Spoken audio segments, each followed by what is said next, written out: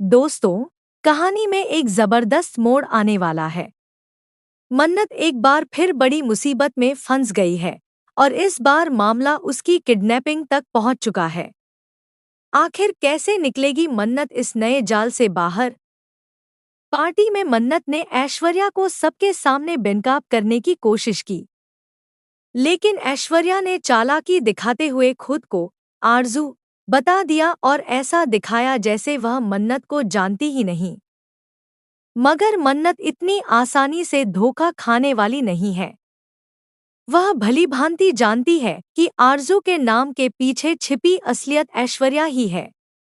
दुनिया को गुमराह करना अलग बात है, लेकिन मन्नत की नज़रों से बच पाना आसान नहीं। जैसे ही ऐश्वर्या को एहसास होता है कि मन्नत सच के करीब पहुंच चुकी है, वह वहां से निकल भागने की कोशिश करती है। कुछ समय के लिए वह बच भी जाती है, लेकिन अब उसने एक और खतरनाक चाल चल दी है।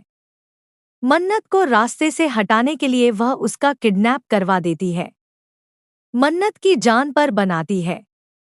याद है, पहले भी मन्नत से पैसे छीने गए थे और उस साजिश में ऐश्वर्या के साथ मल्ला और विशाखा भी शामिल थी।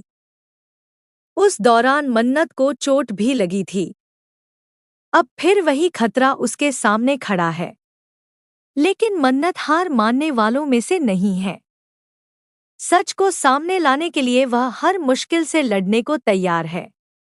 मन्नत का गुस्सा सबसे ज्यादा विक्रांत पर है। वह हर किसी पर भरोसा कर लेता है, लेकिन अपनों पर विश्वास करने में चूक जाता है।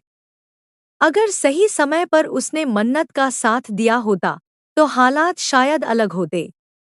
दूसरी तरफ धैर्य पूरी तरह मन्नत के साथ खड़ा है।